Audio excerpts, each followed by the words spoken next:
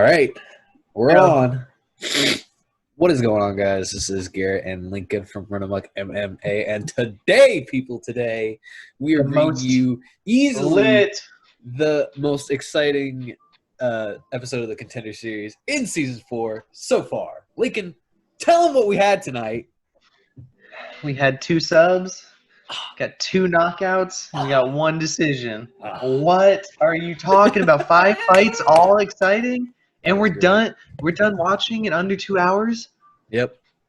You I don't can't know pay what for that happened. kind of. You can't pay for that kind of nonsense. That was crazy. I was literally telling somebody at work today that you gotta watch the Contender Series because this shit can get 0 to 100 that fast. It's so quick. You're watching people literally fight for their lives. Yeah. There's Literally, just sink people's or swim. lifelines are attached to whether or not they get a UFC contract. And these people come to fight. And I'm telling you, people, these people came to fight. Let's just go ahead and get right into it. We had some crazy messes today. I don't think I've ever seen this many people get sleepy. Yeah, right. In one Contender Series episode. It was nuts. They really need to start taking naps before their fights. You know, they get. Yeah, like they falling might as well go up to like mid-fight. 6 fights or something. Nah, this is perfect. This is literally perfect. All right, so basically, we had Khizriev, a Dagestani fighter. Real quick, show me a Dagestani fighter that doesn't know how to fucking fight, and I will show you a unicorn dragon. I swear to God, it doesn't fucking exist. The argument is even more. Show me a Dagestani who doesn't know how to wrestle. Like, 100%. I mean, you got guys that literally wrestle out of the womb, and Khizriev was no exception. Apparently, They have some amazing. Yeah, they have amazing strikers. Yeah. But their bread and butter is getting you onto the ground and just making you a ragdoll. Their power is they touch you and you turn into a ragdoll that has no defense. Exactly, and it's like as soon as Khizriev got his opponent on here and his opponent's name, I'm sorry, Lincoln, I'm gonna leave that up to you to say, Enrique Shiguemoto. You just said it, so I don't need to. I was wondering if you had a better if you had a better pronunciation than I did, No, but this was the first round finish. Yeah. And I looked at my phone for 2 seconds and it was over. I'm gonna go ahead. And admit I was texting you and it was over. Oh yeah, that's why when we text each other, I put my phone down during the fights. As soon as the fight starts, my phone goes down. Me too. But I was texting you because I was just gonna be like, because he went down the leg kick scuffle. Yeah. That led to the single leg into the mat return takedown. Whenever the scuffle happened, I grabbed my phone. I was looking, and I was just like, "What?" I thought he was gonna get knocked out, and I was like, "It's over." Yep. Well, here, let's go ahead and check this out real quick. He gets the back. Shiguemoto tries to fight off the choke. Taps not seen. Yep. There you go. Pretty much, it just kind of came by way of being able to get those legs flattened out, got that choke, and really there was just nothing you could do. Nothing you could do at all. Nope. So moving on to the second fight of the night, we had Drako Rodriguez, pretty exciting fighter out here, going up against another pretty exciting fighter, Martinez, karate specialist. Since he was 7, he's fighting a black belt in karate since the dude was 7. But Drako Rodriguez, being no slouch in and of himself, and was able to come to this like a freaking dog, man. I tell you, it was crazy. As you guys, it was at first it was kind of a striking bout back and forth with Rodriguez, kind of taking the lead, kind of doing what it was that he does naturally, getting on the ground. Martinez did threaten him with what do you call it? Omoplata? A go-go plata. A go-go plata, thank you. And kind of an armbar attempt as well, but then kind of rolled into where Rodriguez had the dominant triangle. Yeah, where Rodriguez kind of swooped right into a triangle, as you guys can see on the screen. It's kind of a pretty good picture of it right there. Let me actually see here if there's a better solid image of it. This is obviously the first fight that we have right there. There's Martinez and Drako Rodriguez kind of standing. Here is rolling into the triangle, and here is the triangle just kind of as it's set up. But as you guys can see here, there was at one point where Martinez actually did attempt to stand up, and I assume was looking for a slam off the triangle, but for some reason he never really did it. He just kind of stayed paused in the air for a few seconds. So if we had a clip of it, I did see something that I don't think anybody else saw. Okay. So there is a moment where he stands up and he slips a little bit.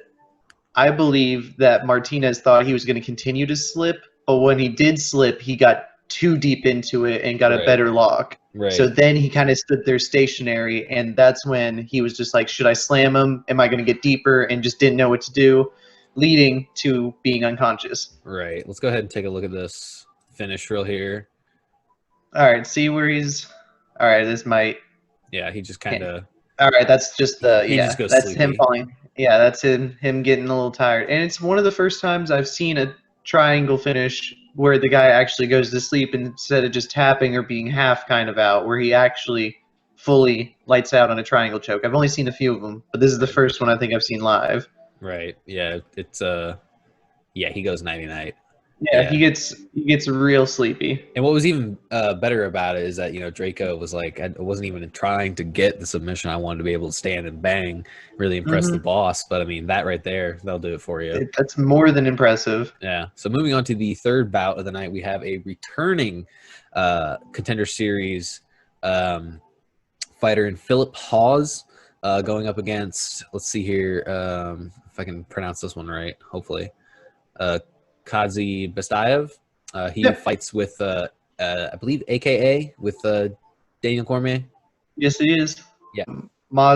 Bestaev. So, but yeah, he seemed like early on the leg kicks just really got to him like immediately, and then from then on out, it seemed like everywhere he stepped, he was in the wrong place. Yeah, and he just he had his hands down pretty much the entire time. Yeah, that low karate stance. Yeah, I mean, like, I guess, but it's just like, it almost seemed like he was just anticipating more low shots because he's such a big guy. Or a takedown. I think that's another big thing, because I know when Philip Hawes competed the first time around, that's what was his biggest technique, you know, was he uses a lot of his wrestling. And Dana White even said that towards the end of the night. But yeah, he really came out as a pretty stellar knockout artist here, and just came in and knocked our boy out in another first round finish. It's the 3 back-to-back first round finishes. Let's go ahead. Within an hour. Oh, within an hour. Yeah, let's go ahead and check this out.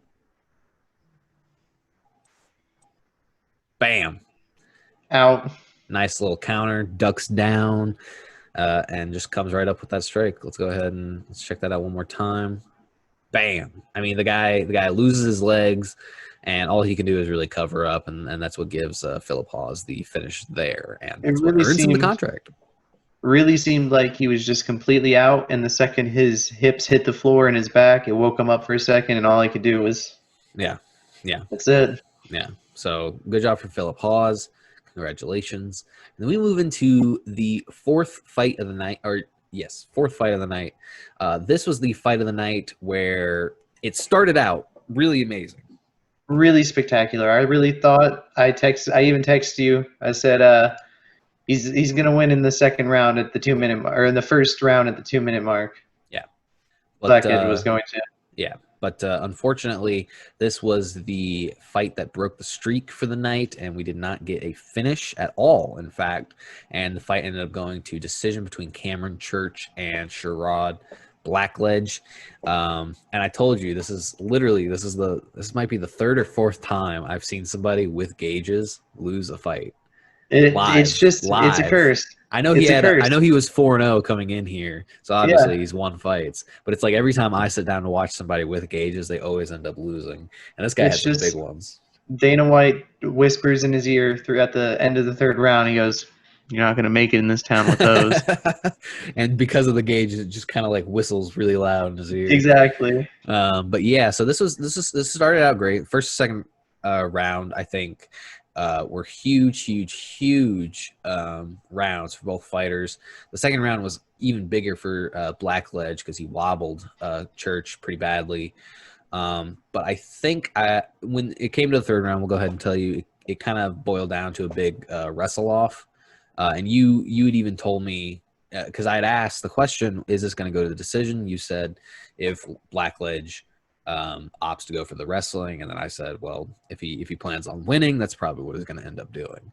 And lo and behold, that's what ended up happening. And if I could say, I'd probably chalk that up to probably a corner fail. Not necessarily a fail, because obviously they won, but they didn't win the thing they wanted to get.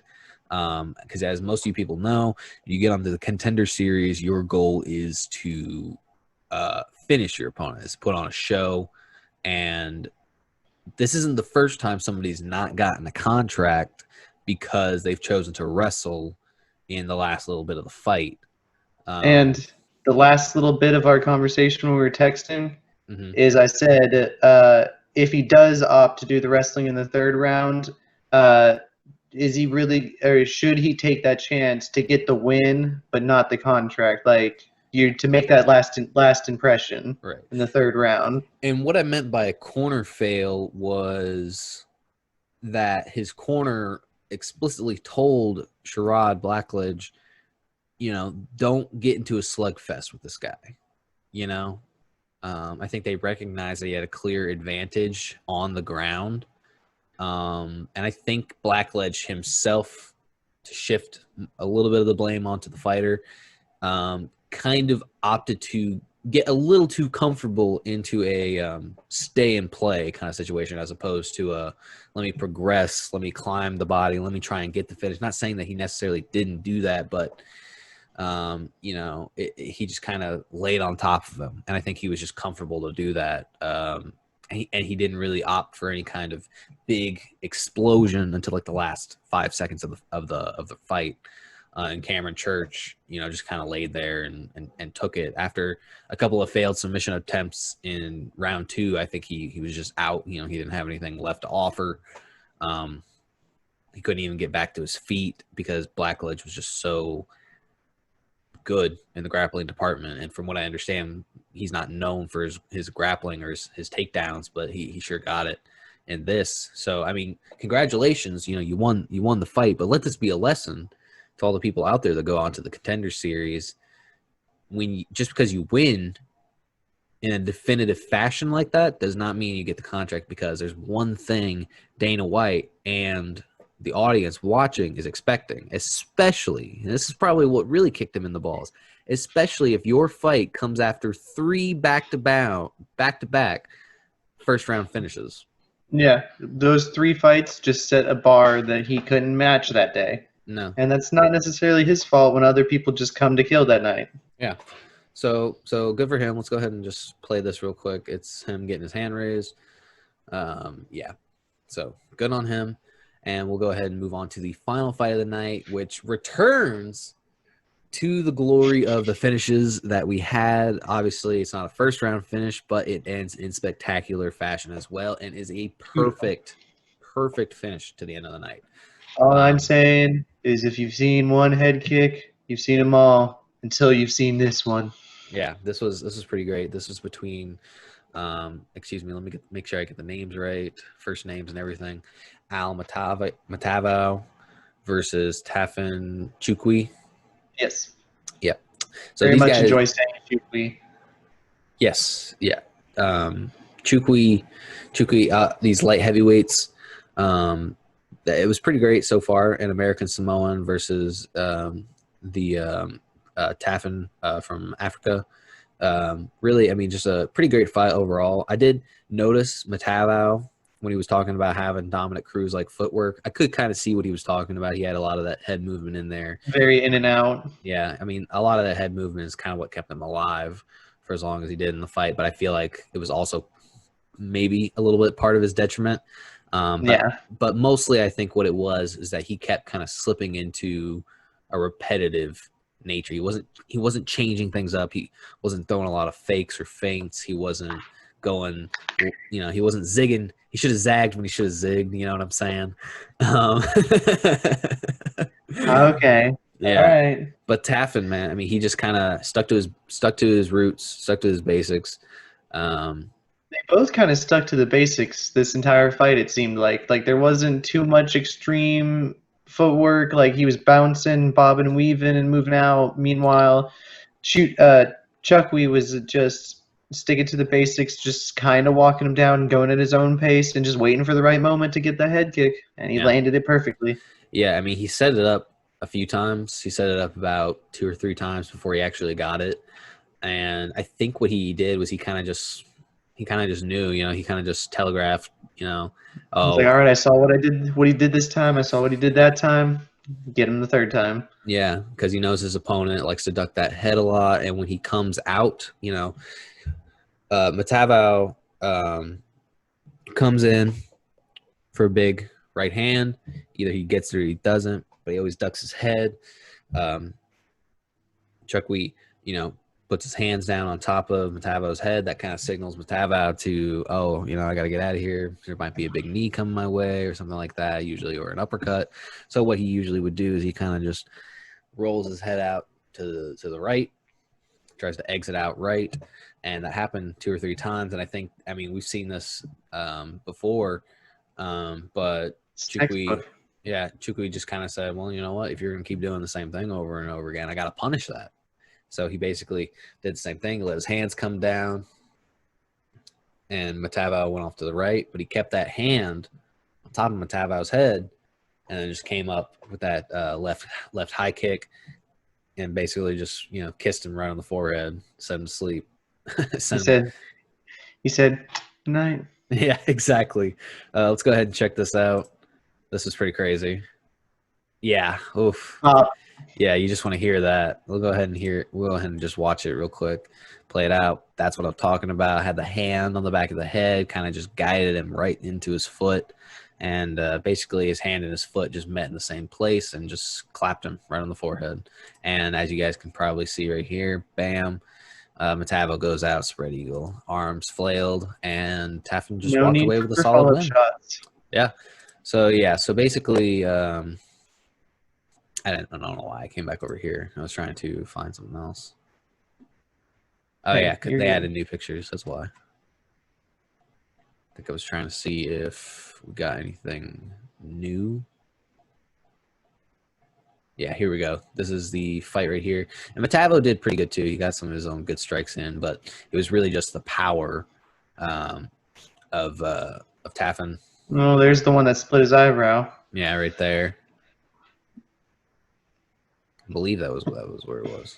Yeah, the knee. Yeah. But yeah, there's Matavao just kind of spread out on the floor, and it took them several minutes to even It was quite a while. get him up, but they never even, as you guys could see, they never even got a chance to get him to stand up and for the official decision. But took him out. Yeah, so that was a pretty great night of the fights. It's one of the most pumped up I've ever been. After each fight, I was just like, "It can't get any better. It can't get any better." Yeah. So we had 4 contracts for Tafon Nchukwi, Phil Hawes, Drako Rodriguez, and Khizriev. I ain't even going to try to pronounce that first name, my man, but that's all right, bud. Great. You did great. Beautiful. Yeah. Absolutely beautiful. Also, great night. Before we leave you guys, we also have a few updates on other Contender Series fighters. William Knight is going to be fighting, I believe, this coming week or September 19th. It's either that or September 26th. It could be either of them. All 3 of them. He's fighting each night. Yeah, right. Let me go ahead and check that out real quick because I don't want to be wrong. I don't want to be misrepresentative. You little dirt. I know. But we also have Nate Smith, who fought last week against the Flick. He's being added to 253. Yeah, so he is going to be fighting the 26th at the end of September, fighting against Alexa. Go ahead and just check out his opponent since we're on the subject. Alexa Kammer. Yeah. Yeah. All right, cool. So William Knight fighting at the end of September. Nate Smith is coming back in November. He's going to be fighting on one of the first cards back. And our boy Sherrard Blackledge has also been offered a chance to come back when the Contender Series starts up again at I told you. late fall. Yes, you did. But that's all I've got for you guys. I don't know if Lincoln has anything else. Just, you guys are sleeping on the Contender Series. Right? It's so, you guys, it's free fighting. Yeah. Like, this is better than, like, at least 3 of the cards that have been on, like, 3 of the main cards, Fight Nights, pay-per-views. There's at least 3 of those that weren't as good as this was tonight. And this is just 5 prelim cards, basically, for free. Yeah. So it's amazing. We're going to go ahead and get out of here. We'll see you guys later. And we hope you guys have a good rest of your whatever it is you're having. Love you.